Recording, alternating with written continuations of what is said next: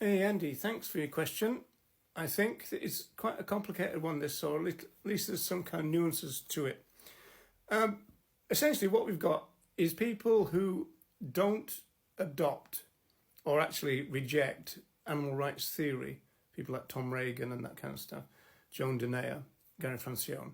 They reject their position, but they also don't see themselves like the traditional welfarist. And traditional welfarists are Humane Society of the United States, the RSPCA in Britain, or the ISPCA in Ireland. They're kind of cat and dog loving charities, right?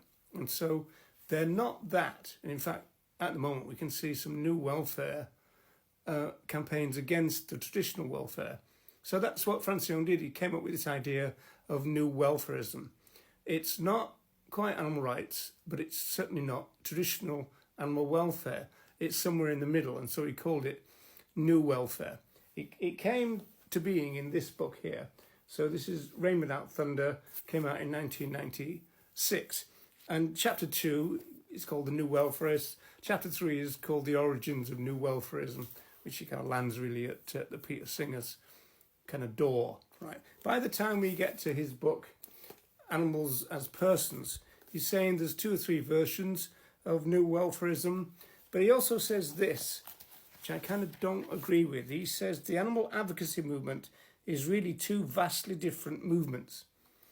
Well, I think that's untrue. I think that the animal advocacy movement is a new welfarist movement, which leaches into traditional welfare, if it goes anywhere, compassionate wool farming and this kind of stuff, right?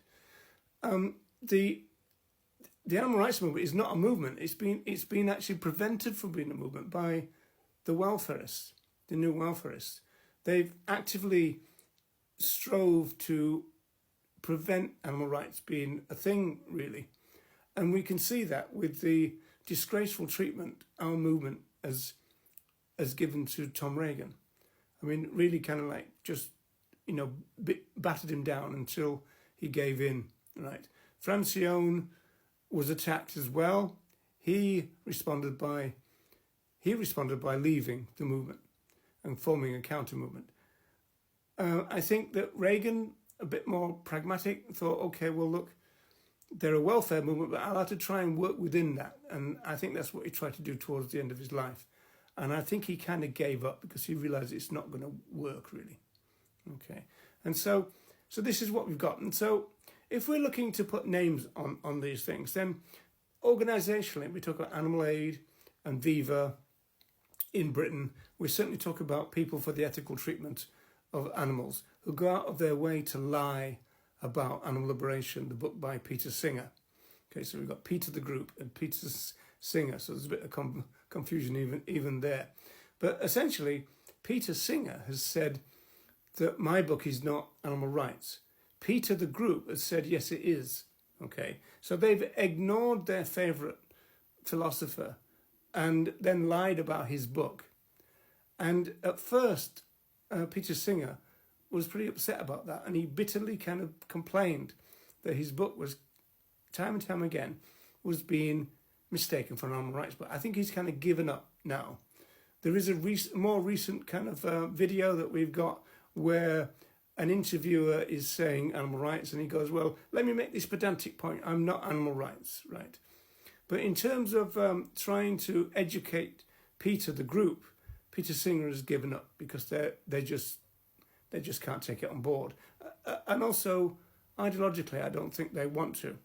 So then, if you've got all this big welfare and new welfare structure, then that is the movement that people like Ed and Joey have come into.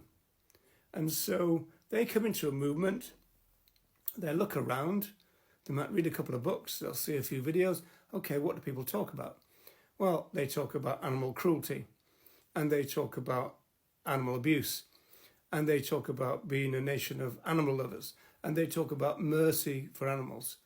So this is the dominant language of the animal rights movement, okay? And so they just kind of slot into that. They're socialized by the movement that they've kind of joined.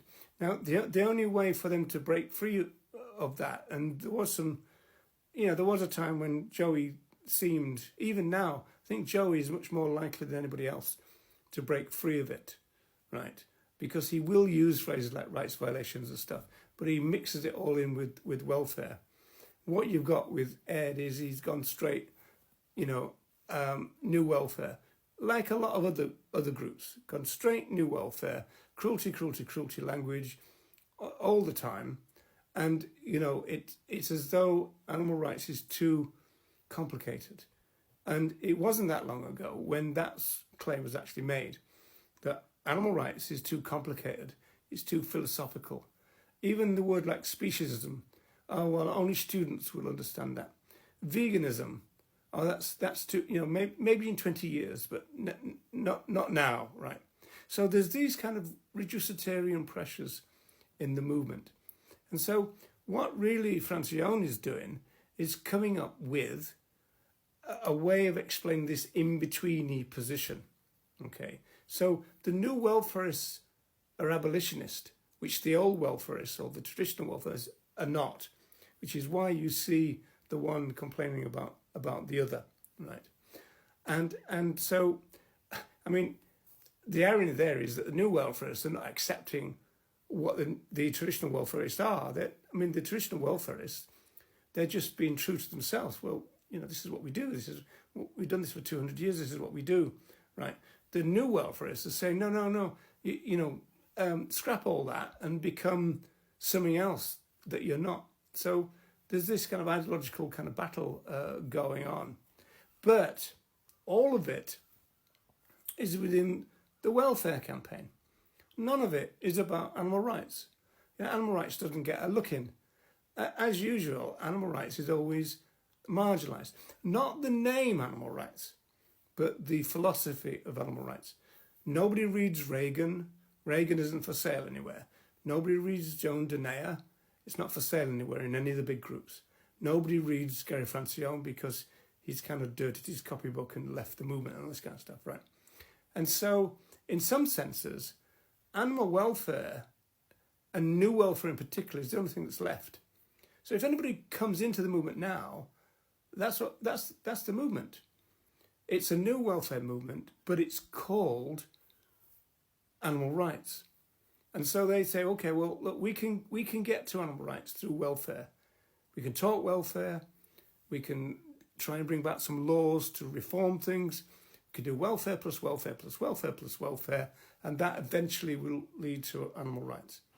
Of course, the animal rights people say, no, let's be honest, just talk about what we actually mean, which is that other animals are rights bearers, and that when we use them, that's a rights violation.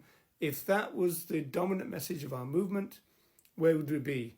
It's not the dominant message.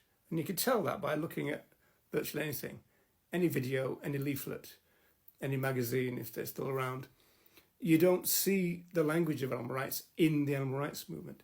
This is one of the deep, kind of sad ironies of it. The animal rights movement is replete in animal welfare language. Okay, it doesn't talk animal rights. It talks animal welfare, but it loves the label animal rights. And so Francione says, this is not animal rights, really. This is new welfarism. So that's where it all comes from. And virtually everybody, really, that we might think of are in the new welfare movement, because they all are quite happy to work within the welfare paradigm in some form or other.